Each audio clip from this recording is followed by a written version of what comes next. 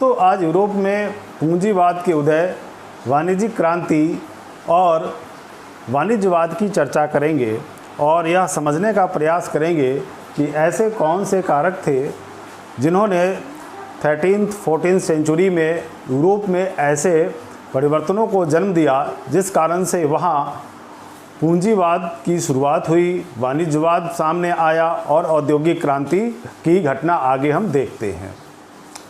तो सर्वप्रथम पहले यूरोप के राजनीतिक प्रणाली के बारे में चर्चा करें और देखने का समझने का प्रयास करें कि किस प्रकार की राजनीतिक प्रणाली वहाँ है। यूरोप में राजा हैं और सामंत हैं। राजा वास्तविक प्रमुख नहीं है, प्रमुख नहीं है। उसकी अपनी सेना और उसकी अपनी प्रशासनिक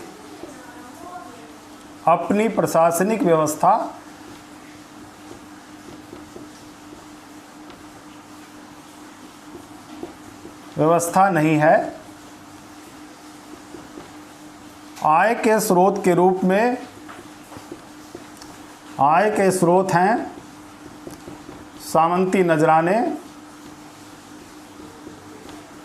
नजराने तथा आयात एवं निर्यात से प्राप्त चुंगियों से आय।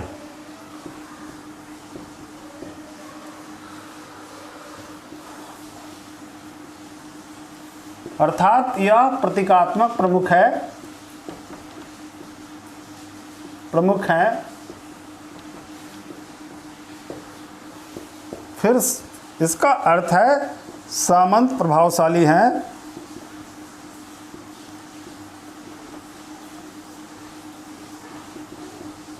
और अपने नियंत्रण वाले क्षेत्र में वास्तविक शक्तियां उसी के पास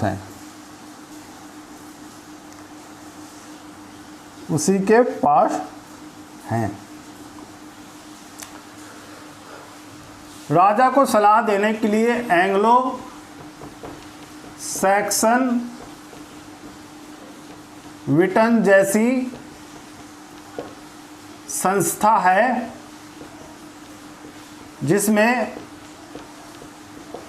सामंतों एवं पादरियों का प्रतिनिधित्व है।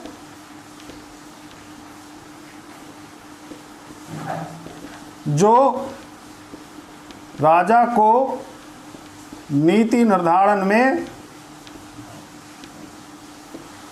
अपनी सलाह देते हैं।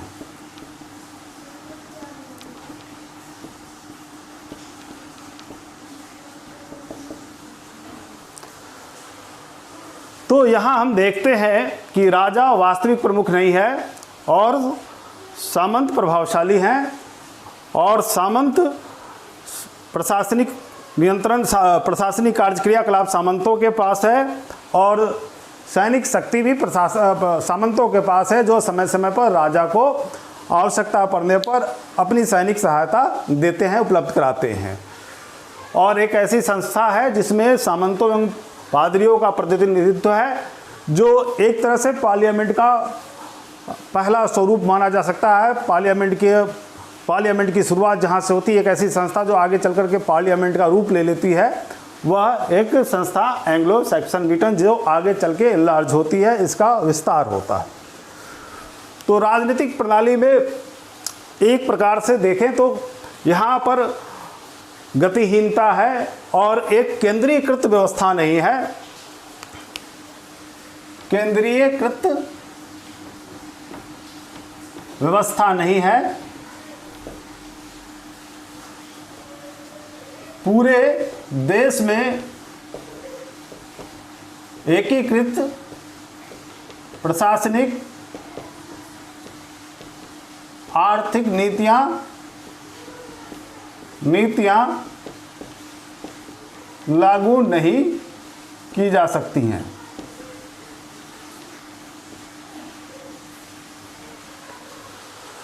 तो एक मजबूत केंद्रीय सरकार का अभाव है, केंद्रीय सरकार का अभाव है, जिस कारण से पूरे देश को एक एकीकृत आर्थिक प्रशासनिक प्रणाली के द्वारा चलाया जाना यहाँ पर संभव नहीं है।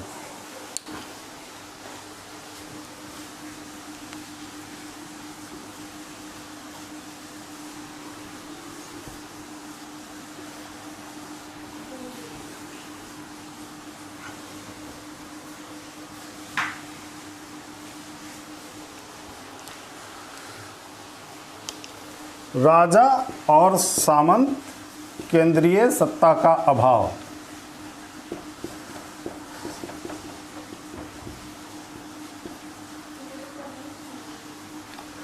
अब सामाजिक संरचना को देखें। यह समाज दो वर्गों में, मुख्य रूप से दो वर्गों में विभाजित है। शासक वर्ग है, शासक पादरी वर्ग। शासक वर्ग में राजा, सामंत, जमींदार, कुलीन और पादरी, चर्चमैन, ये उच्च वर्ग में लोग हैं। और दूसरे हैं कृषक, कारीगर या शिल्पी तथा छोटे विक्रेता कह सकते हैं, इन्हें व्यापारी कह सकते हैं। और समाज रूढ़िवादी है, रूढ़िवादी एवं परंपरागत मान्यताओं पर चलने वाला, जिसमें लौकिक जीवन की जगह पारलौकिक जीवन में अधिक आस्था है।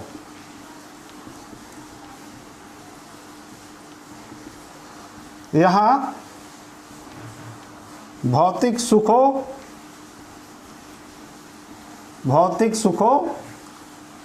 एवं व्यक्तिगत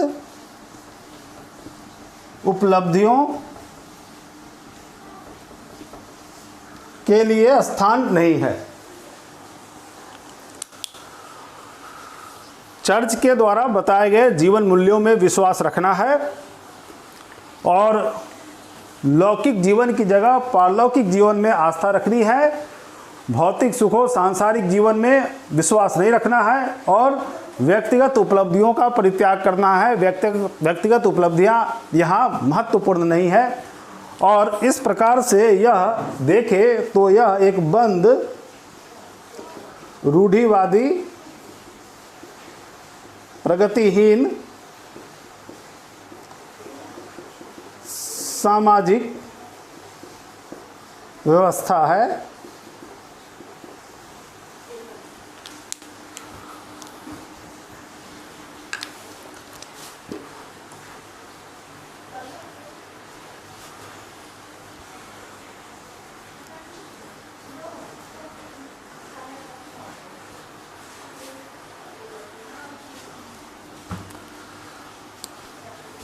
तो सामाजिक जीवन किस प्रकार का है? रूढ़िवादी एवं परंपरागत।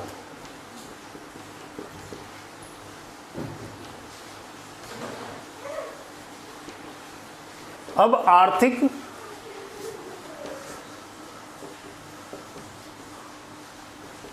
जीवन का विश्लेषण देखें।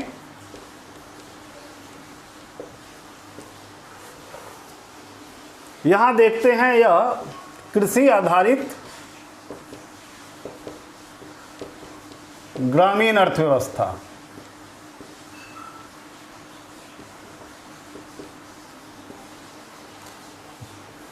एग्रीकल्चरल बेस्ड विलेज इकोनॉमी है।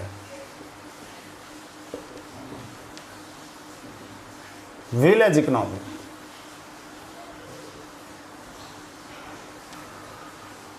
जहां एग्रीकल्चर सरप्लस बहुत कम है और जो सरप्लस है उसका स्थानीय स्तर पर उपभोग किया जाता है।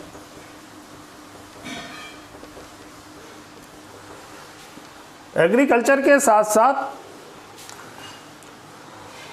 गिल्ड्स हैं जिनके नियंत्रण में उत्पादन एवं विक्रय की प्रणाली है। चाहे उत्पादक हो या विक्रेता, रिटेलर्स या मैन्युफैक्चरर्स, सब गिल्ड्स में ऑर्गेनाइज्ड हैं। सबके अलग अलग अपने गिल्ड्स हैं।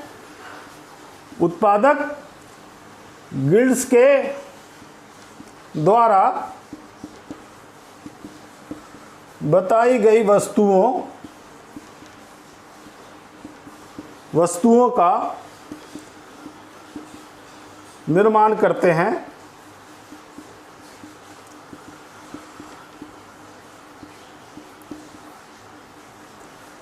जिसके लिए पूंजी, कच्चा माल और औजार क्राफ्ट्समैन को वह उपलब्ध कराते हैं।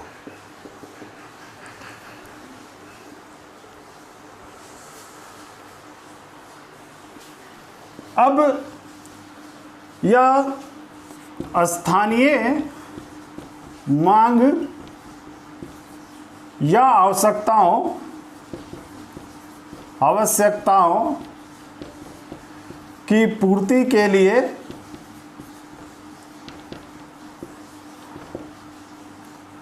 सीमित स्तर पर उत्पादन कार्य किया जाता है।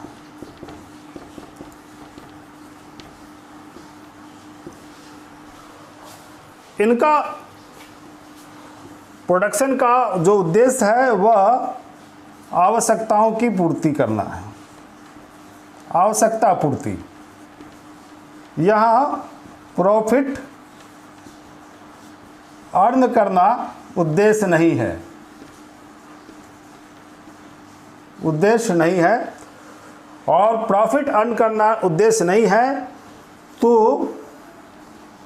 वेल्थ क्रिएट नहीं हो सकता, फिर पूंजी भी निर्मित करना कठिन होगा। इसी तरह से जो रिटेलर्स हैं उनके भी गिल्ड्स हैं जो स्थानीय बाजारों में विक्रय का कार्य करते हैं। करेंसी का प्रचलन नहीं है और बार्टर सिस्टम वस्तु विनिमय प्रणाली के द्वारा बाजार संचालित होता है।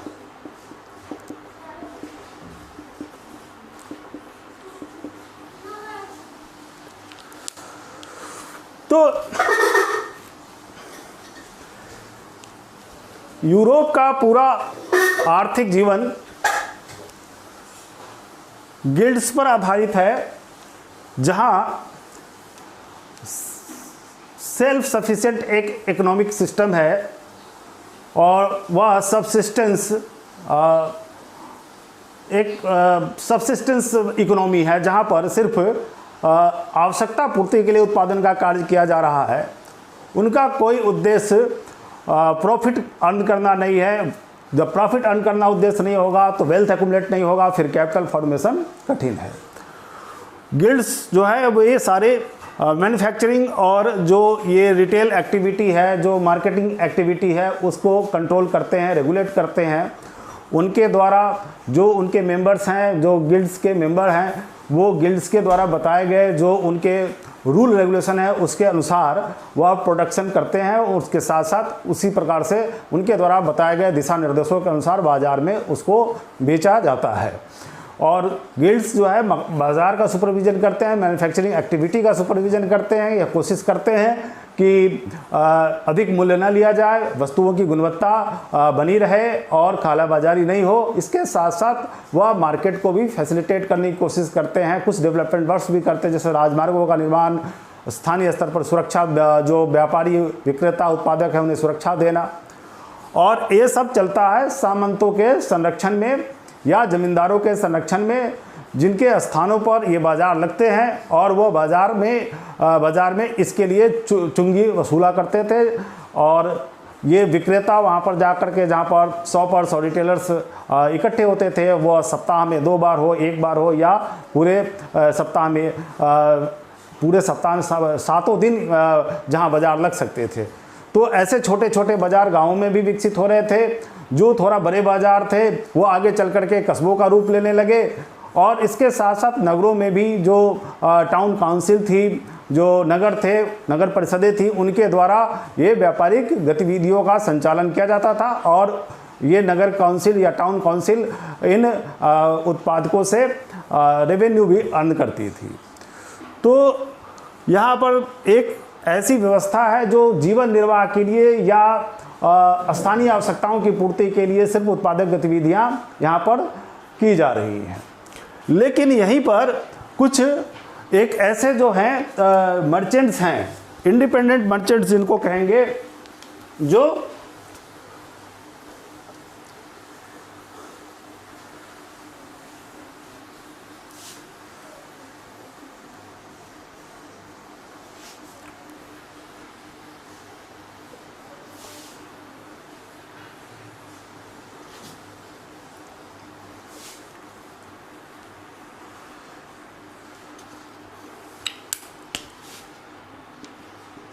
सेल्फ सफिशिएंट इकोनॉमी,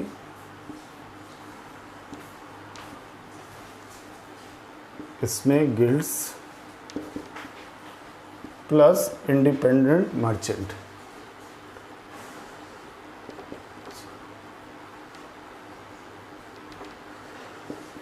अब ये स्वतंत्र व्यापारी या इंडिपेंडेंट मर्चेंट सौदागर हैं, ये गिल्ड से अलग हैं और अपनी पूंजी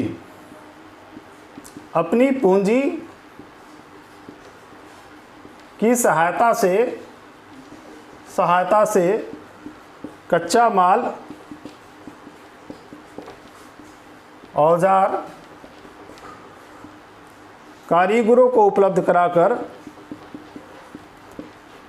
कराकर उनसे वस्तुओं का निर्माण कराते हैं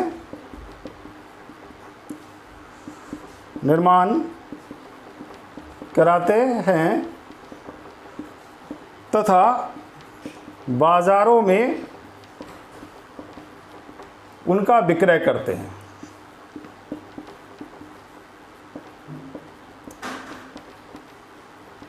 चूँकि समाज रूढ़िवादी है और धन संचित करने और व्यक्तिगत उपलब्धियों में विश्वास नहीं रखता, विश्वास नहीं रखता, तो ऐसी परिस्थिति में ऐसे इंडिपेंडेंट जो मर्चेंट हैं, जो इंडिविजुअल एफर्ट्स करके कुछ ट्रेड एंड कॉमर्स की एक्टिविटी में लगे हैं, उन्हें एप्रिसिएशन नहीं मिलता, इन्हें किसी प्रकार की प्रशंसा नहीं मिलती और ये समाज में प्रशंसनीय लोगों की श्रेणी में नहीं आते थे। तो यूरोप की तत्कालीन 13th-14th सेंचुरी की जो स्थितियां हैं, उसको हमने देखा कि राजनीतिक प्रणाली में एक केंद्रीकृत सत्ता का भाव है और विकेंद्रित शासन प्रणाली है, जिसमें सामंत जो है वह प्रभावशाली है और राजा जो है एक तरह से प्रतीकात्मक प्रमुख है। ऐसी स्थिति में पूरे देश में एक समान राजनीतिक आर्थिक व्यवस्था को लागू किया जाना संभव नहीं है। उसी प्रकार समाज को हमने देखा कि यह रूढ़िवादी और परंपरागत है और यह जो है चर्च के द्वारा बताए गए दिशा निर्देशों के अनुसार, पुरानी परंपरागत मान्यताओं के अनुसार यह सामाजिक जीवन में विश्वास रखता है, धन संचय में विश्वास नहीं रखता, लौकिक जीवन में इसकी आस्था नहीं है और यह नई विचारधाराओं के लिए ओपन नहीं है कि विकास के मार्ग पर या नई विचारधाराओं को लेकर के हम किसी तरह से समाज को आगे ले चले। आर्थिक जीवन को हमने देखा कि एक तरह से सबसिस्टेंस इकोनॉमी है, सेल्फ सफिशिएंट इकोनॉमी है, जहां पर लोकल लेवल पर प्रोडक्शन है और वह लिमिटेड है और लोकल नीड्स को फुलफिल करने के लिए है और यहाँ पर प्रॉफिट अर्न नहीं हो रहा, ना कैपिटल फॉर्मेशन हो रहा है। और इसके साथ साथ लेकिन एक इंडिपेंडेंट मर्चेंट्स का ग्रुप भी है, ग्रुप नहीं है, या इंडिपेंडेंट मर्चेंट्स हैं जो डिफरेंट एरियाज में हैं, जो अपना प्रयास कर रहे हैं किसी प्रकार से, जो ट्रेड एंड कॉमर्स को बढ़ावा देने का प्रयास कर रहे हैं। लेकिन इसके साथ साथ एक और बात है कि यूरोप में पूरब के देशों के साथ व्यापार प्राचीन काल से चल रहा था, अर्थात पूरब की बनी वस्तुओं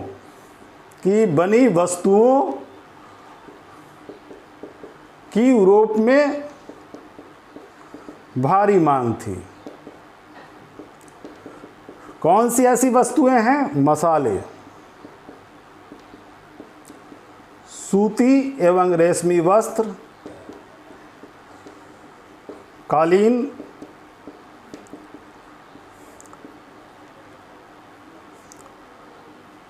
हाथी दांत की बनी वस्तुएं,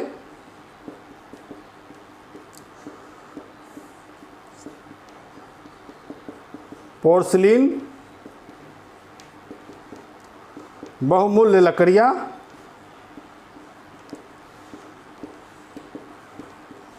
और औषधि, जवाहरात भी, बहुमूल्य जवाहरात।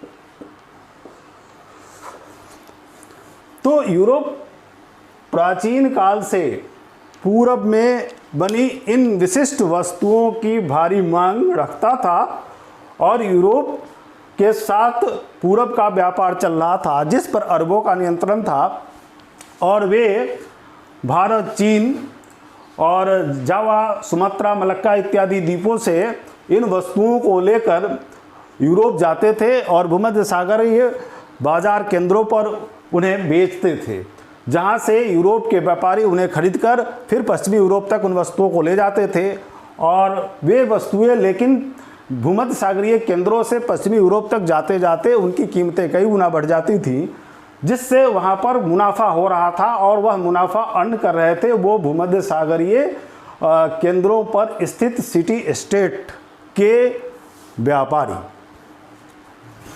अब इसे देखने का प्रयास करते हैं कि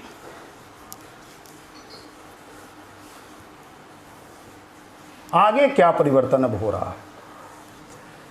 यहां हमने देखा कृषि आधारित ग्रामीण अर्थव्यवस्था है, 90% आबादी गांवों में रहती है। गांवों में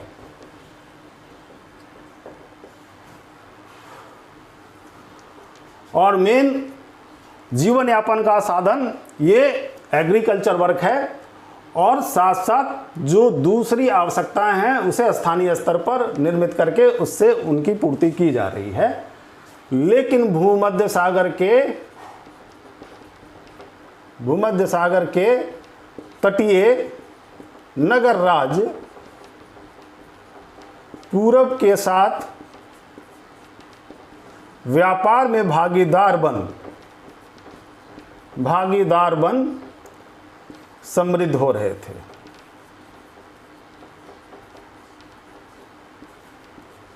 अर्थात गुंजाइश बनी थी जहां से कुछ आगे बढ़ा जा सकता था टुवर्ड्स बिगिनिंग ऑफ कैपिटलिज्म।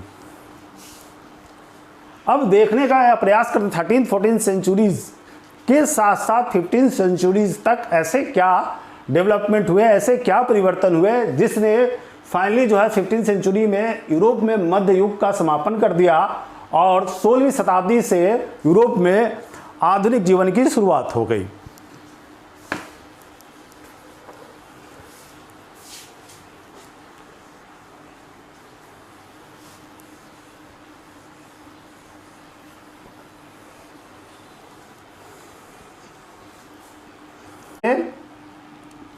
प्रेरणा लेकर प्राचीन यूनान और रोम की सभ्यता और उसके गौरवशाली अतीत से प्रेरणा लेकर यहाँ समाज में परिवर्तनों की शुरुआत होती है और पुरातन जो रूढ़िवादी मूल्य हैं उसके स्थान पर प्रगतिशील विचारधारा समाज में प्रभावी होने लगती है, जिस क्रम में पुनर्जागरण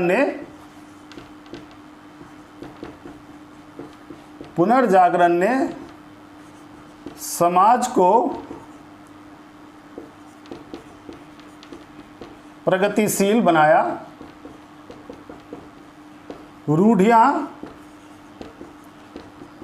और अप्रासंगिक मान्यताएं अब टूट गई। व्यक्तिगत गौरव तथा लौकिक सांसारिक भौतिक जीवन में विश्वास बढ़ा और अच्छा प्रयास कर अच्छा जीवन जीने की लालसा प्रवृत्त हुई।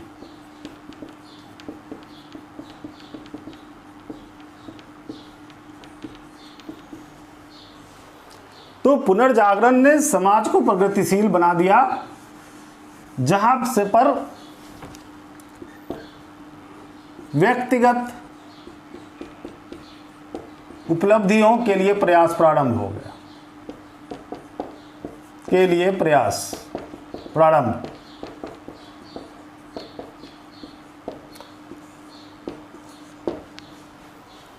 यह था पुनर्जागरण का एक बेसिक जो है इम्पैक्ट। दूसरी घटना थी भौगोलिक खोज,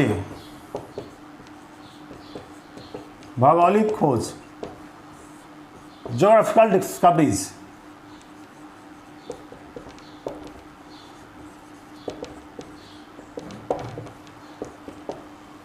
भौगोलिक खोजों के पीछे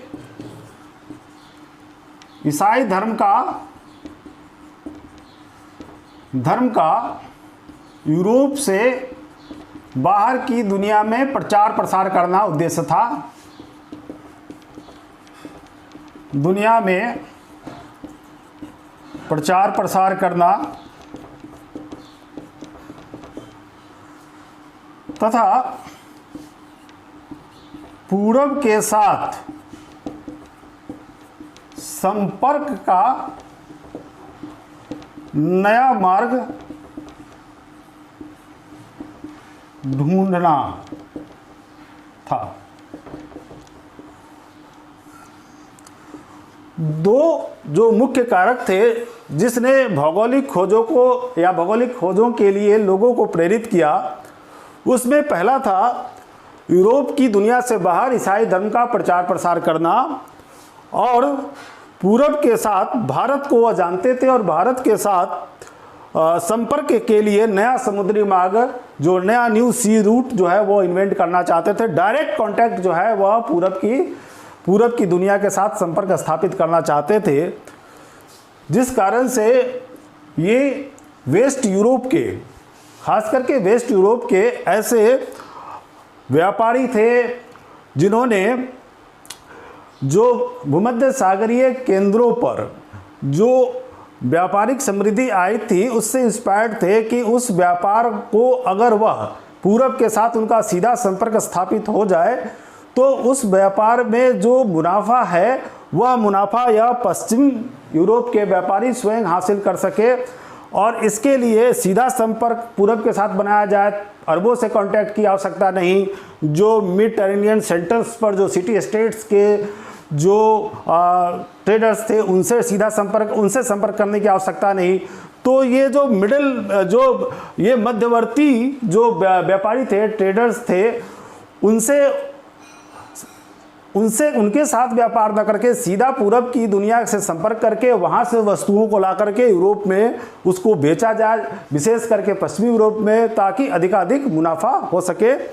और जो पुनर्जागरण से एक प्रेरणा मिली थी, व्यक्तिगत गौरव एवं उपलब्धियों के लिए लोग प्रयास प्रारंभ कर रहे थे और भौतिक सुखों की कामना करने लगे थे। धन संचय अब उद्देश्य हो गया था, भौतिक सुख धन से प्राप्त होंगे, तो अब धन कमाने की लालसा भी है, ईसाई धर्म का प्रचार प्रसार करना भी है, और पूरब के साथ संपर्क स्थापित करके व्यापार पर अधिकार करने का उद्देश्य भी है। ऐसी स्थिति में कुछ उत्साही नाविक सामने आते हैं और कुछ ऐसी मैरीटाइम डिस्कवरीज भी होती है, जैसे कंपास का इन्वेंशन और एस्ट्रोलैब का इन्वेंशन, एक जो है वह वर्ल्ड का मैप भी बनाया गया। तो इनकी सहायता से ज्योग्राफिकल डिस्कवरी जो है पॉसिबल हो गई, और मेजर ब्रेक थ्रू मिलता है 1492 में कोलंबस ने अमेरिका को ढूंढ निकाला। हालांकि कोलंबस निकले थे भारत की खोज करने के लिए, भारत को जानते थे लेकिन भारत जाने का मार्ग ढूंढने के लिए, लेकिन वो पहुंच गए अमेरिका, और भारत जाने का जो नया मार्ग था उसको ढूंढा वास्को डी गामा ने। ये पुर्तगाली नाविक 1498 में भारत पहुंचा और उसने जो है वह नया सी रूट जो है वह ढूंढ निकाला भारत के साथ सीधा संपर्क का।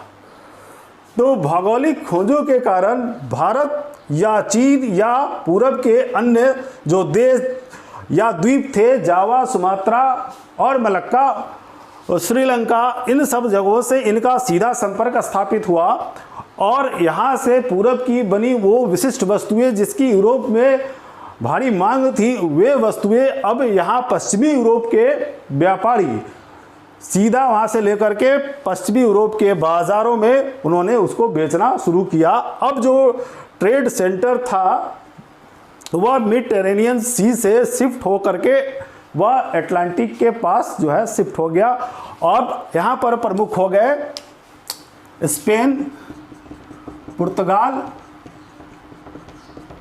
विशेष करके, और उसके साथ साथ ये जो है बाहरी व्यापार में लगे थे, बाह्य व्यापार में,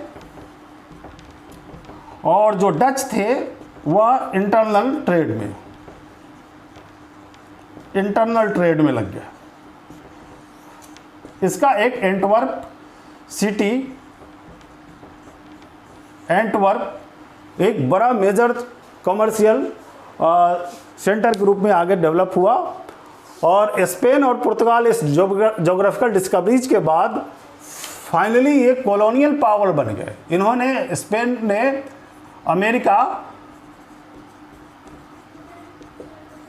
और पुर्तगाल में एशिया के विभिन्न क्षेत्रों पर अपना आधिपत्य जमा लिया, और उन देशों में, उन जगहों पर अपनी कॉलोनी स्थापित कर ली, वहाँ अपने उपनिवेश स्थापित कर लिए, ताकि प्रभावी तरीके से वहाँ पर व्यापार अपने पक्ष में किया जा सके और वहाँ से एक कच्चा माल प्राप्त करके कच्चा माल या यूरोप में जो जिन वस्तुओं की डिमांड बनी है उनको प्राप्त किया जा सके, उनका व्यापार किया जा सके।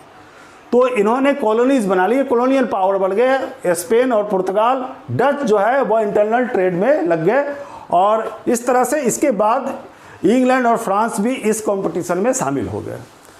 तो जो चेंज आ रहा है वह सामाजिक जीवन में हमने देखा, पुनर्जागरण के कारण यहाँ पर एफर्ट्स स्टार्ट हो रहे हैं, नए प्रयास स्टार्ट हो रहे हैं और वह मोटिवेटेड हैं वह डेवलपमेंट के पाथ पर, और लोग जो है अचीवमेंट्स के लिए या वेल्थ एक्यूमुलेशन के लिए या भौतिक सुखों की कामना के लिए प्रयास कर रहे हैं। और इससे प्रेरणा लेकर के भौगोलिक खोजें हुई, ईसाई धर्म का प्रचार भी करना चाहते थे और इसमें इनको इनिशियल जो है उनका उत्साह इस वजह से बढ़ा हुआ था कि स्पेन ने आइबेरियन द्वीप में मुसलमानों को हराया था और इस कारण से उनका कॉन्फिडेंस लेवल बढ़ा हुआ था। वो सोच रहे थे कि शेष अन्य दुनिया में भी ईसाई धर्म का प्रसार किया जाए और इस प्रकार से मिशनरी उत्साह तथा पूरब के साथ सीधे संपर्क की भावना ने भौगोलिक खोजों को प्रेरित किया और उन भौगोलिक खोजों के द्वारा एक मेजर जो है अचीवमेंट्स है वह इकोनॉमिकल बेनिफिट के रूप में यूरोप को मिला।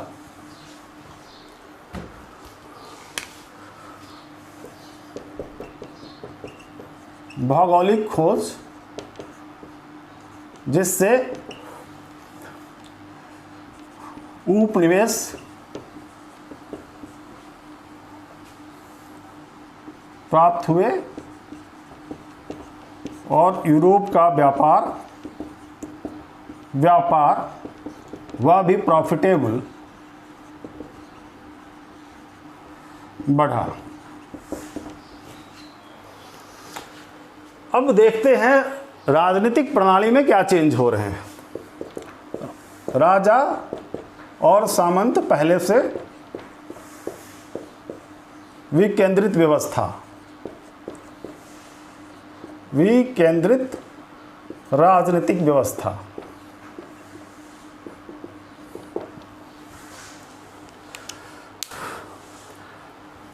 इसमें परिवर्तनों की शुरुआत होती है। इसके कारक हैं क्रूसेड्स।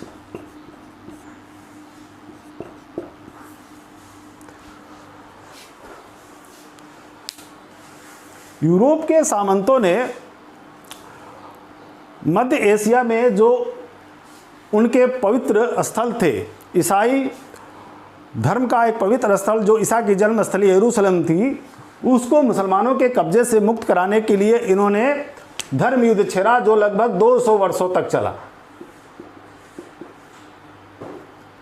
1096 AD से स्टार्ट हुआ और 1291 AD तक यह चला, लगभग 200 वर्षों तक चला। और इस क्रूसेड्स का परिणाम क्या हुआ इसे देखते हैं। 200 वर्षों तक यूरोप के सामंत संगठित होकर के वह मध्य एशिया में मुसलमानों के साथ लड़ाइयों में लगे रहे। लगातार वह भूमध्य सागरीय केंद्रों से वह यूरोप से एशिया गए, मध्य एशिया गए और मुसलमानों के साथ लगातार युद्धरत रहे। और इस क्रम में उनका जो प्राइम टारगेट था यरूशलेम को मुक्त कराना, को मुसलमानों से मुक्त कराना, वह उसमें सफलता नहीं मिली, उसमें असफल रहे। 200 वर्षों के संघर्ष या युद्ध के बाद भी वे सफल नहीं हुए, वे असफल रहे। तो इतने लंबे समय तक वह बाहर जो इनका स्ट्रगल जो है चलता रहा, जो जिस वॉर में ये लगे रहे, इसने इनकी शक्ति को कमजोर कर दिया। इनका इंटरनल या आंतरिक जो इनकी पकड़ थी वह भी कमजोर हो गई। संसाधन भी इनके नष्ट हो गए, जन धन की बड़ी हानि हुई अब इनकी शक्ति कमज़ोर, और क्रूसेड्स के बाद 100 ईयर्स तक इंग्लैंड और फ्रांस के सामंत आपस में लड़ते रहे। 100 वर्षों तक इंग्लैंड और फ्रांस के सामंत लड़े। तो जो बची शक्ति थी उसे और इन्होंने कमज़ोर कर लिया, और अधिक कमज़ोर हो गए। फिर गुलाबों का युद्ध इंग्लैंड में छिड़ गया, जो विभिन्न सामंती गुटों के द्वारा राजा को अपने नियंत्रण में लेने का प्रयास था, और उसमें और भी ये शक्तिहीन हो गए। इनके द्वारा समाज में छेड़े युद्ध समाज में एक घृणा का माहौल था। क्यों? क्योंकि ये लगातार युद्धरत हैं, और युद्ध जनित हानियों को समाज झेल रहा है। समाज झेल रहा है।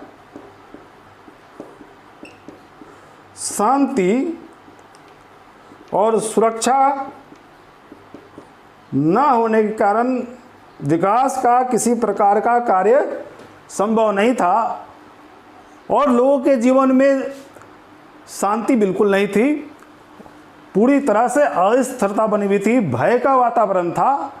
तो सामंतों की इन युद्ध जनित या सामंतों के द्वारा लगातार युद्धों में रत रहने के कारण समाज में इनके प्रति अब घृणा का माहौल है। समाज अब इन्हें स्वीकार करने के लिए तैयार नहीं है। तो एक तो सामंत अब शक्तिहीन हो चुके हैं, इनके संसाधन भी खत्म हो चुके हैं या लगभग विनष्ट होने के कगार पर हैं, और कोई रचनात्मक योगदान ये समाज को अपना दे नहीं रहे हैं। तो समाज में इनकी स्वीकार्यता अब नहीं है, और लोग इनकी जगह पर अब विकल्प तलाश रहे हैं। और वह विकल्प कौन बन सकता था? तो वह राजा, क्योंकि वह प्रमुख है और वह एक मजबूत केंद्रीकृत व्यवस्था लागू कर सकता है, जहां शांति और व्यवस्था, शांति और सुरक्षा व्यवस्था समाज में रहेगी, जिस कारण से जो इमर्जिंग जो पावर्स हैं, जो डेवलपमेंट चाहते हैं, जो समाज नए प्रगति के मार्ग पर आगे बढ़ रहा है, नई विचारधाराओं का उद्भव हो रहा है, तो वह आगे अब बढ़ना चाह रहा है। लेकिन उसे बढ़ने के लिए एक ऐसा पीसफुल और सिक्योर एटमॉस्फेयर पर चाहिए। लॉ एंड ऑर्डर जो है वहाँ पर बेहतर हो, एक सेंट्रलाइज्ड, एक मजबूत केंद्रीकृत प्रशासनिक व्यवस्था हो जो उन्हें सुरक्षा प्रदान करे, एक समान पूरे देश में आर्थिक और प्रशासनिक नीतियों को लागू करे, जिसकी सहायता से वे अपने जो उद्देश्य हैं उसको प्राप्त कर सके। तो राजा को अब यह जो उसकी प्रजा है वह चाहती है कि वास्तविक प्रमुख बन जाए, और वह अपने देश को मजबूत बनाए, देश के गौरव को भी वापस लाए, तथा साथ साथ देश के नागरिकों का विकास भी हो। तो ओवरऑल डेवलपमेंट जो है वह अब यहाँ पर एक उद्देश्य है, और एक मजबूत राजा या मजबूत शासक वही इस डेवलपमेंट को, वही इसमें सामर्थ्यवान, कैपेबल है कि वह जो लोगों की भावनाएं हैं उसको पूरा कर सके। लेकिन यह कैसे संभव होगा, इसे देखते हैं।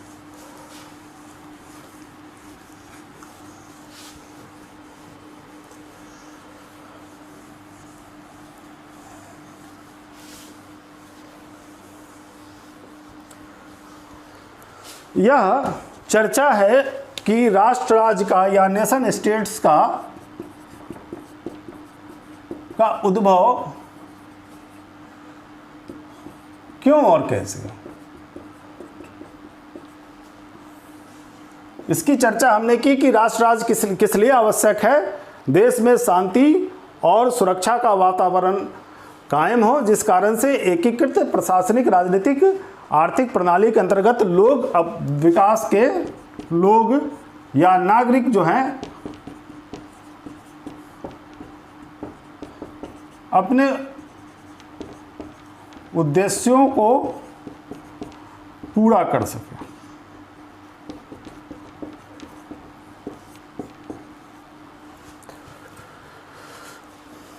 राजा भी चाहता है कि उसे शक्ति मिल जाए, वह सामंतों पर निर्भर न रहे, लेकिन यह संभव कैसे होगा? यह संभव होगा जनता अगर राजा का साथ दे।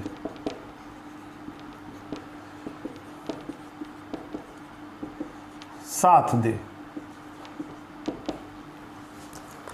दूसरा, राजा के पास अपने सैनिक हों,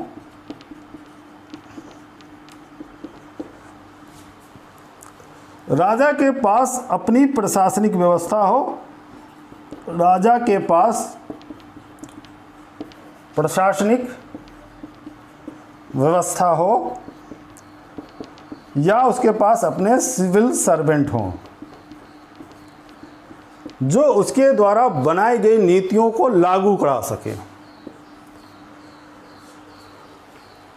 राजा के पास आय का स्रोत हो,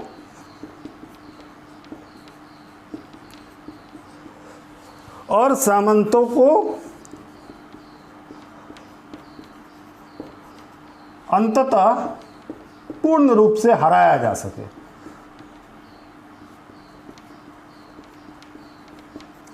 हराया जा सके।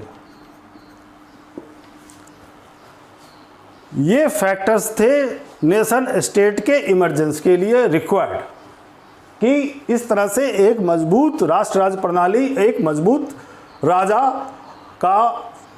का इमरजेंस हो सकता है अगर ये परिस्थितियां उत्पन्न हो। अब देखते पहला कि जनता राजा का साथ देने के लिए तैयार है या नहीं।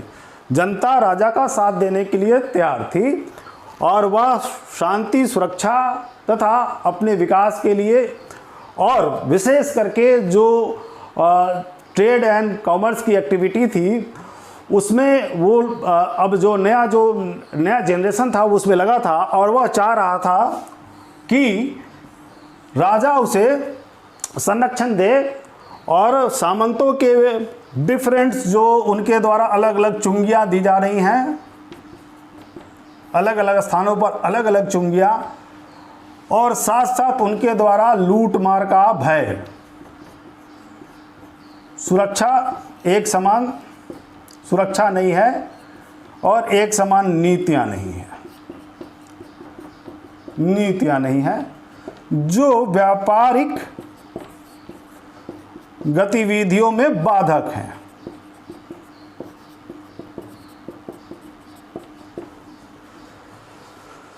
तो व्यापारिक गतिविधियों में सामंती प्रणाली के कारण जो बाधा उत्पन्न हो रही थी, उन बाधाओं को एक मजबूत राजा के द्वारा केंद्रीकृत प्रशासनिक प्रणाली के द्वारा, या एक मजबूत नेशन स्टेट के द्वारा उसे दूर किया जा सकता था, उसकी संभावना थी। तो यह वर्ग और राजा भी, ये जो सामान्य जनता, जिसमें ये जो न्यूली इमर्ज जो ये कॉमर्शियल फोर्सेस थी, जो व्यापारिक लोग थे, उनके साथ साथ जो एग्रीकल्चरिस्ट थे, जो किसान थे, जो शिल्पकार थे, वे सब चाहते थे फाइनली जो है कि एक ऐसी मजबूत प्रशासनिक राजनीतिक व्यवस्था हो जो उन्हें संरक्षण दे, और वे स्वतंत्रता पूर्वक जो है अपना कारोबार कर सके और लाभ कमा सके। तो इनके साथ जनता और राजा के बीच पावर और प्लेंटी का एक म्यूचुअल कोरिलेशन यहाँ बन जाता था। राजा चाहता है उसे शक्ति मिले, और जनता चाहती है कि उसे संरक्षण मिले, और संरक्षण मिलेगा तो वह जो है अपनी व्यापारिक गतिविधियों को, उत्पादक गतिविधियों को आगे बढ़ा करके धन संचित कर सकते हैं। अब यहाँ पर इस वर्ग ने, जो व्यापारी वर्ग है, या यूं कहे अब मध्य वर्ग, जो पहले नहीं था, समाज में अब मध्य वर्ग का, मिडिल क्लास का इमर्जेंस हो रहा है, जिसमें ये व्यापारी प्रोफेशनल वर्ग के लोग शामिल हैं। और यह मध्य वर्ग चाहता है कि हमें काम करने का अवसर मिले, हम काम करेंगे, व्यापार करेंगे, लाभ अर्जित करेंगे और उससे राजा को टैक्स देंगे, तो राजा को एक रेवेन्यू मिलेगा। तो राजा उस रेवेन्यू से अपने सैनिकों की नियुक्ति कर सकता है, आय राजा को होगी, और उस रेवेन्यू से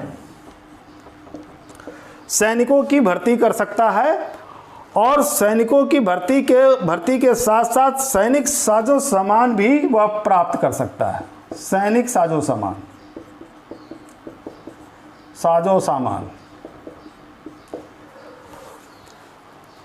तो सैनिक साजो सामान आएंगे कहां से? तो इसे यह उपलब्ध कराएगा, यह जो उद्यमी वर्ग है, उद्यमी वर्ग यह इन सैनिक साजो सामान का निर्माण करेगा और राजा को वह सरलता से उपलब्ध हो जाएगा।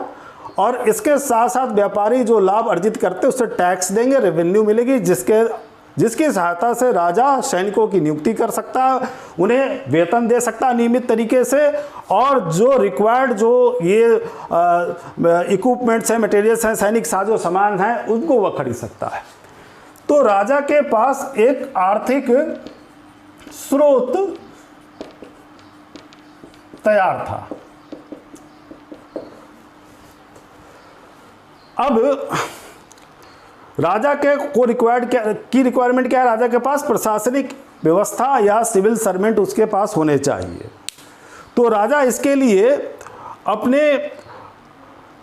स्वयं के सिविल सर्वेंट नियुक्त कर सकता है और प्रशासनिक अधिकारियों की नियुक्ति कर सकता है, उन्हें अपने प्राप्त राजस्व से वेतन दे सकता है। और ये सिविल सर्वेंट उसे मिलेंगे कहाँ से? तो इसी मिडिल क्लास से मिलेंगे। मिडिल क्लास उनको देगा, क्योंकि मिडिल क्लास के पास पैसा है, और पैसा जब है तो उन्होंने शिक्षा ग्रहण की है, तो ऐसे समूह से उच्च शिक्षित लोग उसे उपलब्ध हैं जो उसकी प्रशासनिक और राजनीतिक व्यवस्था को सफल बना सकते हैं।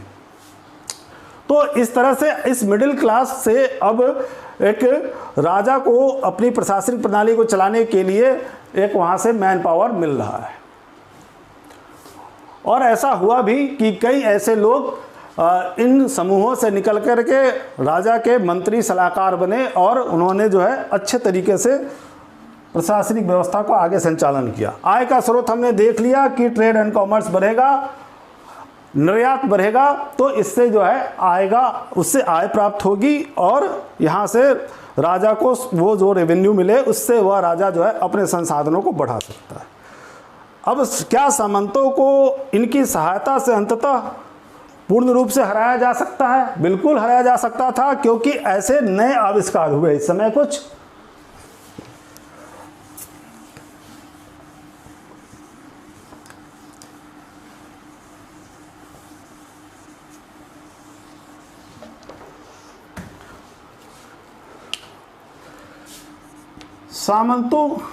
सामंतों के सैनिक या सामंतों के सैनिक दस्तों में घुड़सवार थे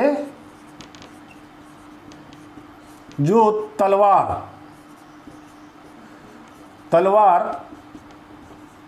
और भालों की सहायता से युद्ध करते थे।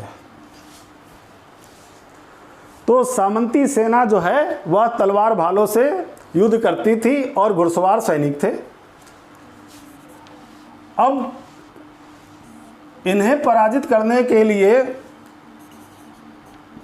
धनुष और तीर, ऐसे धनुष और तीर विकसित हो गए जिसकी सहायता से दूर से हमला किया जा सकता है।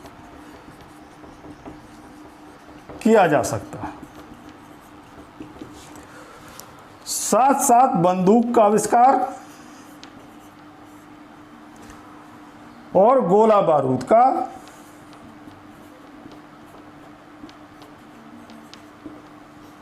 तोप का भी। जब बंदूक का आविष्कार हो गया, गोला बारूद मिल गए, तोप आ गए और धनुष तीर है, तब ऐसी स्थिति में राजा के पास जो पैदल सैनिक हैं वह अब सक्षम है कि दूर से सामंती घुड़सवारों के दल पर हमला करके उन्हें पराजित कर सके और इन गोला बारूद की सहायता से सामंतों के किलों को ध्वस्त किया जा सके। तो राजा ने इस तरह से सामंतों को मध्य वर्ग की सहायता से और इन सामरिक आविष्कारों की सहायता से अंततः जो है प्रभावहीन बना दिया और अब सामंतिक व्यवस्था की जगह पर राष्ट्र राज्य प्रणाली का उद्भव होता है।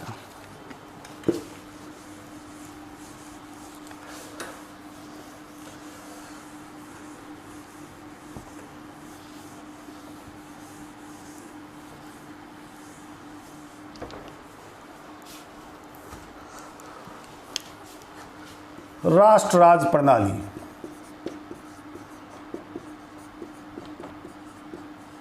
राष्ट्र राज्य प्रणाली यह केंद्रीकृत है, केंद्रीकृत और मजबूत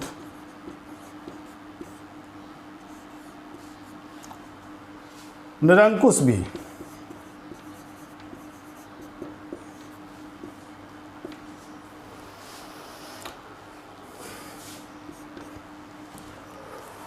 और समाज में उद्यमी एवं व्यापारी वर्ग प्रभावी, जो मध्य वर्ग का प्रतिनिधित्व कर रहे हैं। अब इन दोनों के द्वारा जो पावर और प्लेंटी का जो म्यूचुअल जो एक अंडरस्टैंडिंग था, जो कोरिलेशन था कि हमारी सहायता से तुम्हें धन की प्राप्ति होगी और तुम हमें जो है सत्ता उपलब्ध कराओ और सत्ता उपलब्ध कराने में हमारी सहायता करो, ये लक्ष्य पूरा हो गया। जब राजा निरंकुश होने लगा तो इसी समय पार्लियामेंट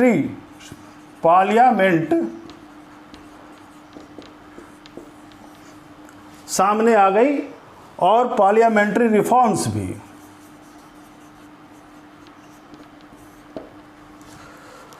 लंबे समय तक पार्लियामेंट्री रिफॉर्म्स के बाद 1688-89 में यहाँ जाकर के राजा ने पार्लियामेंट की संप्रभुता स्वीकार कर ली और वहाँ यह तय हो गया कि मंत्रियों की सहायता से शासन चलाया जाएगा और मंत्री पार्लियामेंट के प्रति उत्तरदायी होंगे। और पार्लियामेंट दो भागों में बंट चुकी थी, हाउस ऑफ लॉर्ड्स और हाउस ऑफ कॉमन्स।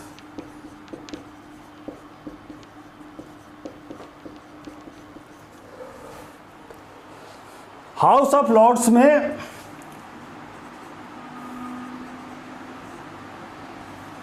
उच्च वर्ग के लोग, सामंत, जमींदार और बड़े पादरी थे। और हाउस ऑफ कॉमन्स में मध्यवर्गीय प्रतिनिधित्व था।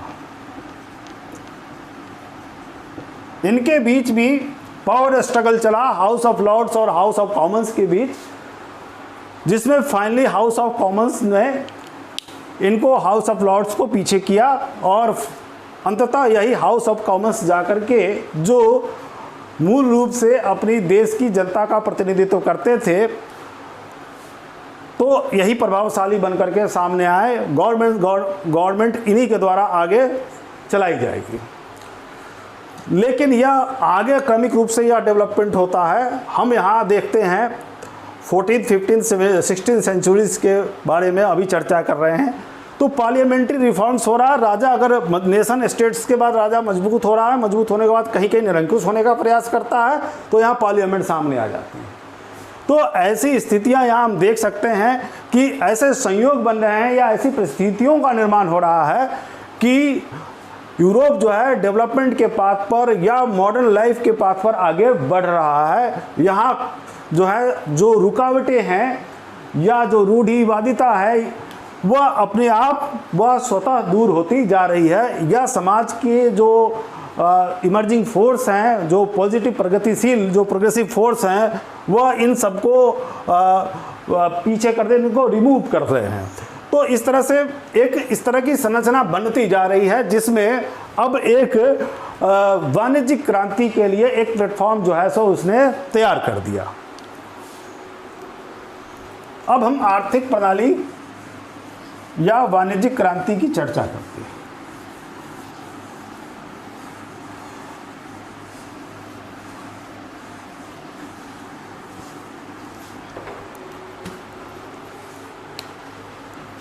वाणिज्यिक क्रांति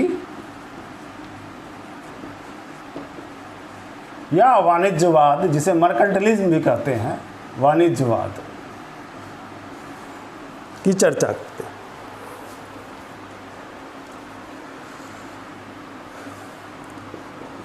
थर्टीन 14 सेंचुरीज में हमने देखा कि गिल्ड्स प्रणाली थी, गिल्ड्स, लेकिन साथ साथ इंडिपेंडेंट मर्चेंट भी थे, मर्चेंट। और मिडटेरेनियन सी के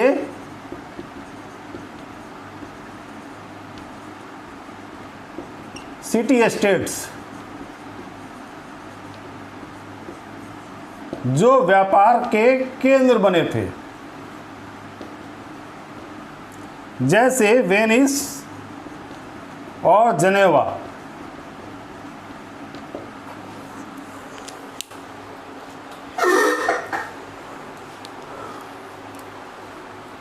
गिल्ड्स में क्या है कि प्रॉफिटेबिलिटी है नहीं,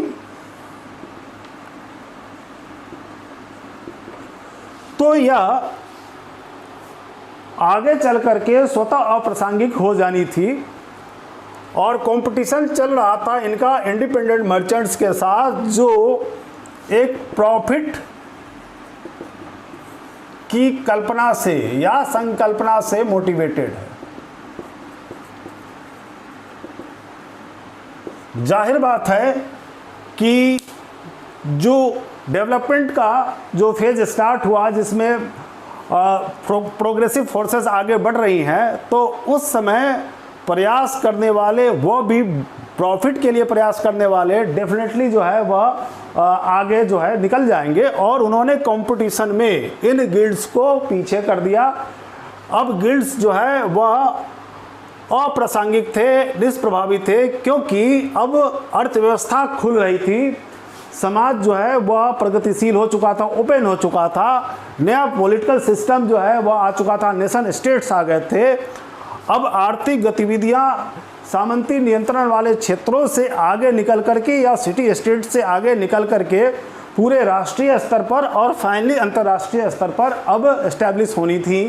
तो ऐसी स्थिति में ये जो इंडिपेंडेंट मर्चेंट है, जो कंपटीशन है, जहाँ पर वह कंपटीशन, जो कॉम्पिटिटर है वह जो ज़्यादा प्रयास करेगा वह आगे निकलेगा, और यह ज़्यादा प्रयास कर रहे थे। कौन? Independent merchant. इनके द्वारा अब बड़ी संख्या में, बड़ी मात्रा में रॉ मटेरियल्स, इनके पास जो अवेलेबल कैपिटल्स थे उसको लेकर के, रॉ मटेरियल्स को लेकर के इन्होंने गांव में, कंट्री साइड में जा कर के जो उस समय के शिल्पी थे, कारीगर थे, क्राफ्ट्समैन थे, उसको उन्होंने अवेलेबल कराया, और बड़े पैमाने पर उन्होंने उनसे विभिन्न श्रेणियों में, अलग अलग समूहों में उन्होंने उन वस्तुओं का निर्माण करा करके अब उसका संग्रह किया।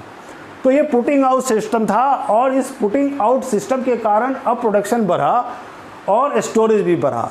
अब ऐसी स्थिति में जब अधिक बड़े मात्रा में जो उत्पादन बढ़ता है, तो उसे कहाँ बेचा जाए, यह भी एक उसके लिए विचारणीय प्रश्न है।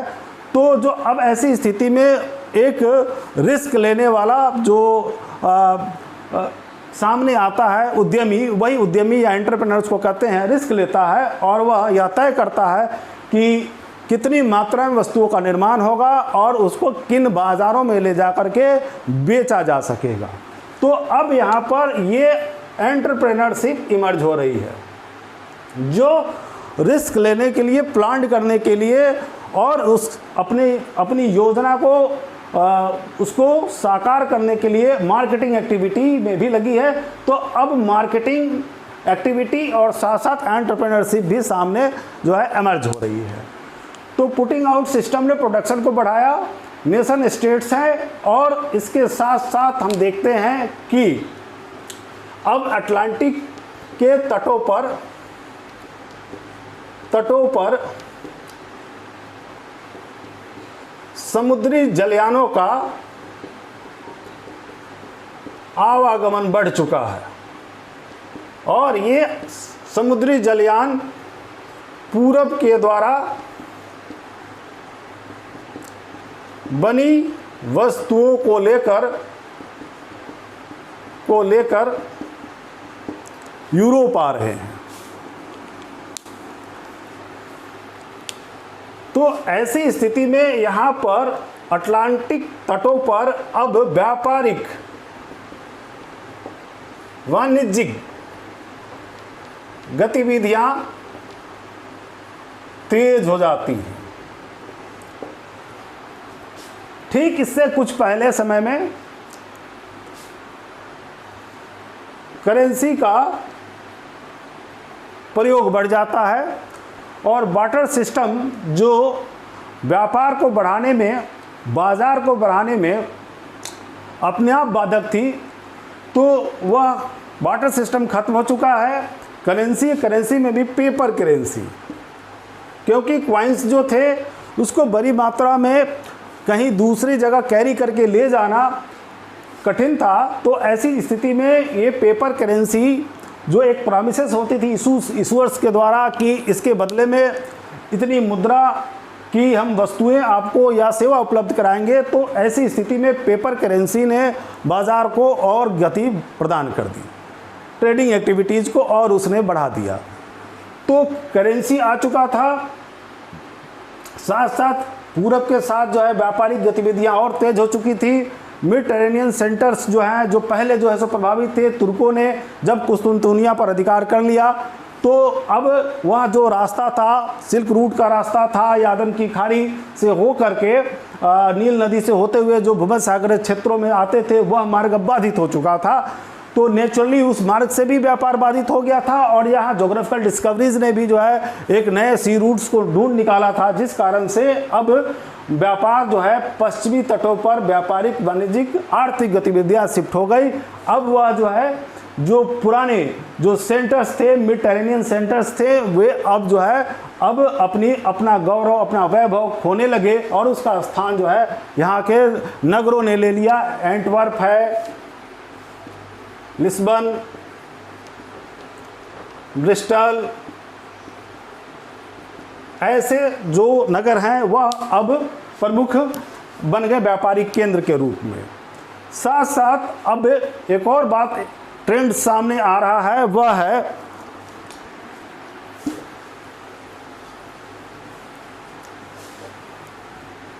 बैंकिंग सेक्टर का इमरजेंस।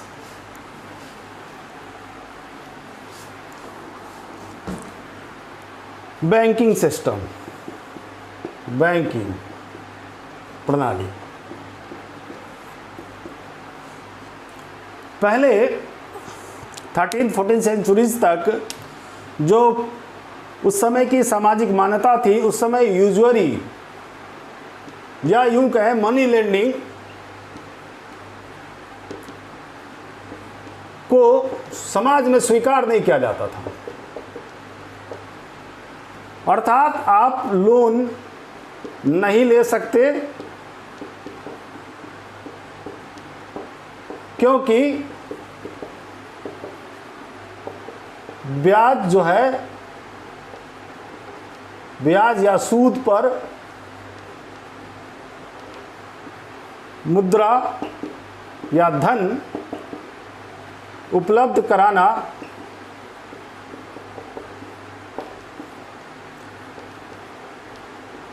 सामाजिक रूप से वर्जित है। लेकिन जो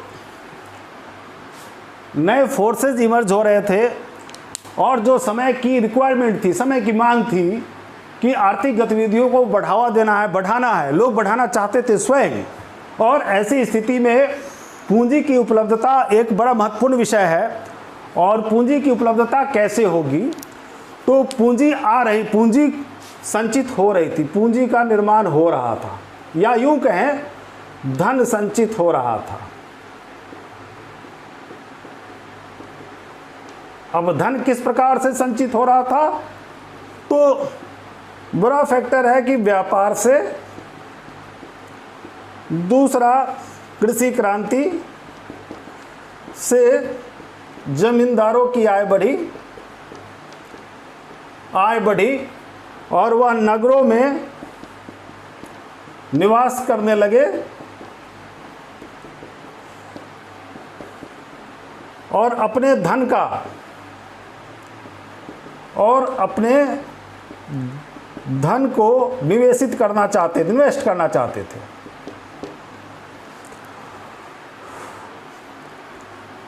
तो व्यापार से आय आ रही थी, धन संचित हो रहा था, कृषि क्रांति और साथ साथ कृषि का वाणिज्यीकरण,